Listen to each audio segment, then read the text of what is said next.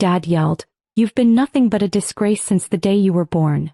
Mom added, "We wish you never existed." I straightened my jacket and said, "Then I'll stop existing to you." I walked out. 30 minutes later, their voices filled the voicemail. 42 missed calls. Dad didn't even wait until I was all the way down the stairs. I was just reaching for my bag by the front door when he launched into it. Loud enough that I knew the neighbors could hear through the walls. That's always how it started. Public humiliation first, logic never. "You've been nothing but a disgrace since the day you were born." I froze for maybe half a second, hand on the strap. That one hit different. Not because it was new, but because this time he said it slowly. Like he meant every word. Mom was in the kitchen behind him. She didn't raise her voice often. But she didn't have to. Her voice cut sharper than his ever could. "We wish you never existed." She said it like she was just stating a fact. Like she was done pretending. I didn't say anything right away. I didn't slam the door or scream or cry or beg for them to take it back. I just reached down, buttoned my jacket calmly, looked right through both of them and said, "Then I'll stop existing to you." And I left. It wasn't the kind of dramatic exit that people imagine. I didn't even take all my stuff. I left a few shoes under the stairs. A charger. A denim jacket I used to love before my mom said it made me look cheap. The wind hit me the second I stepped outside. It was colder than I expected. October always sneaks up on me like that. I didn't have a plan. I didn't even really know where I was going when I pulled out of the driveway. I just drove, ignoring every call that lit up the screen. 3 miles later, I pulled into the parking lot of a Walgreens and just sat there for 20 minutes with the engine running. I wasn't crying. I was just empty. Then my phone vibrated so much it slid off the center console and landed on the floor. 42 missed calls. Most were from my mom. Some from my dad. One from Ellie. The one from her made my stomach turn. Ellie never called me unless something was wrong or she needed money.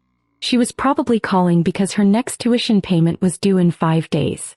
And she'd been acting like I was the lucky one for having a job while she focused on her future. That thought pissed me off more than anything. I opened my banking app. There they were, 2 scheduled automatic payments. One for my parents' loan, the one they couldn't qualify for on their own. The other for Ellie's out-of-state tuition. I stared at them for a long time. Then I hit cancel on both. It wasn't even satisfying. It just felt necessary. I drove back to my apartment. Tiny, 3rd floor walk-up. I hadn't even planned to go there originally. But I needed a place that was mine. Somewhere I could be quiet without someone asking what was wrong with my face. I put my phone on silent and dropped it in the kitchen drawer. Let them scream into the void. Let them feel what it's like when someone who's always there suddenly isn't. Because for once I was done being the one who fixed everything. By morning the calls had doubled. 68 in total. 20 voicemails. Texts too. Some apologetic, some angry, some long walls of guilt-laced nothing. I didn't open a single one. Instead, I got dressed and went to work like it was any other Wednesday. I managed marketing for a mid-size real estate firm downtown. Nothing glamorous. But it paid well and they didn't micromanage. No one there knew anything about my family and that's how I liked it. By lunch, Ellie had sent me 4 texts and left a voice message that started calm and ended frantic. Her tuition deadline was 3 days away. I hadn't warned her. I didn't see the point. She'd never warned me when she decided to throw me under the bus in front of our parents. Never warned me when she lied about the car incident, or when she accidentally deleted the Venmo record that proved I'd covered her rent for 2 months last year. The difference was I remembered everything. Every time they took her side and made me feel crazy for defending myself. She texted again around 2 p.m. Just one word. Seriously? I ignored it and kept scrolling through ad mock-ups. Around 4:30 I got a call from an unknown number. Declined it. Then another. Then another. By the 5th one I picked up thinking it might be work-related. It was my mom calling from some burner phone or landline. She didn't yell this time. She sounded almost calm. But her words were still hollow. She said they were just upset, and I was being dramatic. She asked why I'd canceled the payments. She reminded me how hard they worked, how much they sacrificed. I didn't say anything, just listened. Then I hung up. That night, I opened the wine I'd been saving for my birthday and poured half the bottle into a mug. I sat on the floor by the window and stared out at the city lights. I should have felt good, powerful even, but mostly I felt cold. Not the kind you fix with a blanket. Then Ellie showed up. I don't know how she found my address. Maybe through one of Dad's contacts. But there she was, banging on my door like the building was on fire. I didn't open it. She started yelling. First my name, then curses, then apologies. She said if I didn't fix the tuition payment, she'd lose her classes. She'd lose everything. I stood by the door and waited for her voice to crack. Then she said something I wasn't ready for. They're saying they want to sell the house now. They're blaming you. I said nothing. Not even to myself. She left after that. By midnight I had 3 new voicemails. One from Dad, quiet and short. He asked if I was okay. No insults. No sarcasm. Just that. It didn't feel right. Something was coming. I could feel it. I didn't sleep that night. Not because I was upset. Not exactly. It was more like a quiet tension sitting behind my ribs, keeping everything too alert to rest. I laid on the couch with the TV on mute, letting the light flicker across the ceiling. Every time I closed my eyes, I kept thinking about the words. We wish you never existed. It wasn't just that they said it. It was that they meant it.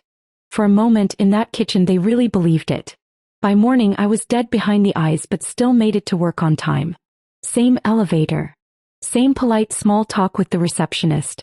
But I felt like I was walking around in someone else's skin. Around 11 a.m. Ellie called again. I let it ring. Then she texted. They're not eating. Dad hasn't been to work. Mom's crying all the time. Are you really gonna let this destroy everything? She didn't get it. That's what stung the most. They destroyed it. Not me. Still, her words stuck in my head long after the message faded off the screen. At lunch, I left the office to clear my head. I don't even remember what road I turned onto or what song was playing. I was just driving. A loop through the city, nothing planned. I stopped at a red light just past Elm and thought about picking up a sandwich. That was the last clear thought I remember. When the SUV ran the light and slammed into the driver's side, I didn't even have time to brace. The sound was unreal. Shattering metal and glass. A moment of total chaos. Then black. I came to upside down, seatbelt digging into my shoulder, blood dripping somewhere near my ear. A woman was screaming outside. Someone else was calling for help. The worst part wasn't the pain. It was the quiet inside me. For a full minute I didn't care if I made it out. The EMT who opened the door kept asking me questions. I answered mechanically. Name. Date of birth. Can you feel your legs? Yes. No broken bones. In the ambulance I started shaking. Not from pain, from the weight of it all crashing down at once. At the hospital they ran tests, cleaned the cuts, wrapped my ribs. The doctor told me I was lucky. If I had been hit just a few inches over, I wouldn't have walked away. I didn't cry until they handed me my phone back. Missed calls. This time over 100. 2 voicemails stood out. One was my mom. Her voice was almost unrecognizable. Panicked. Like the world had tipped over. She said they heard about the accident from a friend at the station. Said they were on their way. The second was Dad. He said, please just let us see you. I didn't mean it.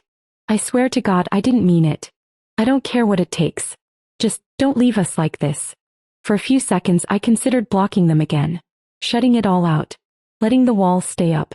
But the truth was I didn't feel strong anymore. I just felt tired. The nurse asked if I wanted them in the room. I said no. She nodded without pushing. So they waited outside. I could feel their presence before I saw them. The kind of silence that builds when people who used to have power over you suddenly don't know where they stand. I laid in that stiff hospital bed, staring at the cheap ceiling tiles, trying to decide how I even felt. There was pain, sure. My ribs ached with every breath. But the bigger part was something else. Something heavier. When the door opened a few hours later, it wasn't my mom or Dad. It was Ellie. She came in slow, holding a little paper bag with a soda and a pack of crackers, like she thought that would fix something. She sat in the chair across from me, didn't say anything at first. Then finally, they're freaking out. I've never seen them like this. Mom hasn't stopped shaking. Dad cried in the car. I didn't think he could do that. I looked at her. She looked tired. Messy hair, hoodie inside out. Not her usual polished self. She said they didn't sleep all night. That when they heard about the accident, Mom nearly passed out. I said nothing. Then she said something I didn't expect. I used you. I know that. I let you carry everything so I didn't have to. I figured you could handle it, so I just let you. I never said thank you, and I never had your back when I should have. So I said nothing. But something cracked a little in my chest. She went quiet for a second, then added, they know they messed up. But I think they're scared you'll never come back. I didn't answer. Instead, I reached for the nurse call button and asked to be discharged early. They told me I could leave by evening if I had someone to pick me up. Ellie told them she would. When I walked into the waiting room in hospital clothes and a plastic bag with my blood-stained jacket inside, my parents both stood up like they'd seen a ghost. Mom looked pale. Dad's eyes were red. He opened his mouth, then closed it. No one said anything right away.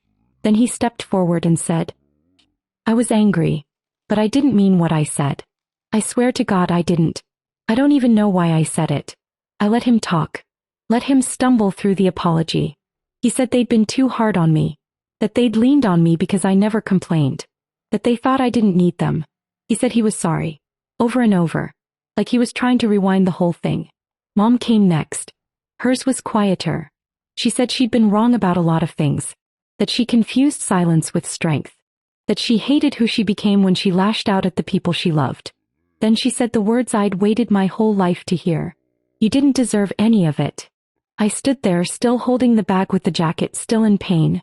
And for the first time in years, I let myself cry in front of them. Just for a minute. Then I said, I'm not coming home. Not yet. Maybe not ever. But I'll think about things. That's all I can promise. They both nodded. Not pushing. Not begging. Just finally listening. Between us. Ellie drove me back to my apartment in silence. One hand gripping the wheel, the other fiddling with the cracked edge of her phone case. It was late afternoon by then, sky shifting into that golden hour haze that made everything look softer than it really was. I leaned my head against the window, watching the city blur by. Every pothole sent a jab through my ribs, but I didn't complain. I was too focused on the quiet weight that had settled over everything. Not quite peace, not quite pain. When she pulled up outside my building, she didn't turn the car off. Just kept the engine running. Before I opened the door, she said, if you don't want to talk to them again, I get it. But I meant what I said. I was selfish. You didn't deserve any of it. I nodded. That was enough for now. Inside my apartment, everything was exactly where I'd left it. A dish in the sink. An empty coffee mug beside the couch. The wine bottle still uncorked. It felt strange to walk back into that same space knowing that only a day earlier I was willing to cut ties forever. Maybe I still was. The phone kept buzzing every few hours. Not constantly anymore, but steady. My dad sent a message every night around the same time. Just small things. Hope you're okay. Let us know if you need anything. Mom started texting too. She even sent a photo of the old family dog curled up on the couch with the caption, he misses you. I didn't respond. Not at first. I needed space. And honestly, I wasn't ready to trust any of it. Because here's the truth nobody says out loud. Apologies don't erase damage. They don't undo the nights I stayed awake wondering what was wrong with me. Or the years I spent fixing their lives while they told me mine wasn't good enough. Still, the accident shook something loose. Not just in them, in me too. A few days later, I got a call from the bank about the loan. They said the account was now being handled by the original borrowers again. My parents had made a payment. A real one. And Ellie texted me a screenshot of her college's new payment plan. She was working part-time now. She'd started covering her own tuition. None of them asked me to turn the payments back on. That was the first real apology. I started therapy. Just once a week. A woman named Marla with calm eyes and a no-nonsense tone. I told her everything. The kitchen that day, the crash, the silence, the guilt. She asked what I wanted from them now. I didn't have an answer. One night, a week after the hospital, I found myself scrolling through old photos. Not the good ones, not vacations or birthdays, but the random in-between moments. Dad laughing on the porch with a drink in hand. Mom asleep on the couch with the dog tucked under her arm. Ellie mid-eye roll in a grocery store parking lot. They weren't monsters. They were just broken in ways I didn't cause and couldn't fix. That didn't excuse anything. But it made me start to wonder if distance could be something other than punishment. Maybe it could be healing. For all of us. Door you just open. 2 weeks after the accident, I texted my mom. It was short. Okay. Healing. Don't know what comes next. Just thought you should know. She replied 3 minutes later. I didn't open it right away. Just let it sit there for a while unread because part of me still didn't trust what would be inside. When I finally did, it wasn't what I expected. Thank you for letting me know. I won't push. Just grateful you're alive. No guilt. No questions. Just space. A few days later, I agreed to meet them for lunch. Neutral place. Middle of the city. Somewhere with a lot of people and a short menu, so there wasn't time for dramatics. They were already sitting when I arrived. Mom looked nervous. Dad looked older than I remembered. Neither of them reached out for a hug. They didn't even stand. I sat. For the first 10 minutes we talked about safe things. Work. The weather. The food. Then my dad cleared his throat and said, I sold the boat. The one in the driveway. Paid off a chunk of the loan. We're gonna make it work on our own now. We should have been doing that years ago. Mom nodded. And I stopped looking at you like a solution. I want to get to know you again. Not the version of you I thought I had to fix. It wasn't dramatic. It wasn't some movie scene with tears and soft music. But something changed in that moment. Not because everything was fixed. It wasn't. But because for once they weren't trying to manipulate the moment. They were just owning it. I told them I didn't forgive them yet. That I didn't know when I would. Maybe I never would. But I appreciated the effort. And I meant it. In the weeks that followed, we took small steps. A coffee here. A text thread with dumb memes from Ellie. Eventually, I unblocked them from group chats. The payments never came back. They never asked. Ellie got a second job. Dad picked up weekend shifts. Mom started going to therapy too. There were still moments where things got tense. Old habits rising up, ugly and familiar. But now we didn't pretend they weren't there. We called them out. Sat with them. Worked through them. The last time we had dinner together, Dad handed me a photo. One I didn't know existed. It was me at 17, asleep at the kitchen table, surrounded by college brochures, calculator still in my hand. On the back, in Mom's handwriting, it said, You've always carried more than you should have. I'm sorry. That was the moment I felt it. Not the full sweep of forgiveness. But the start of it. Not a door swinging open. Just a window cracked enough to let in air again.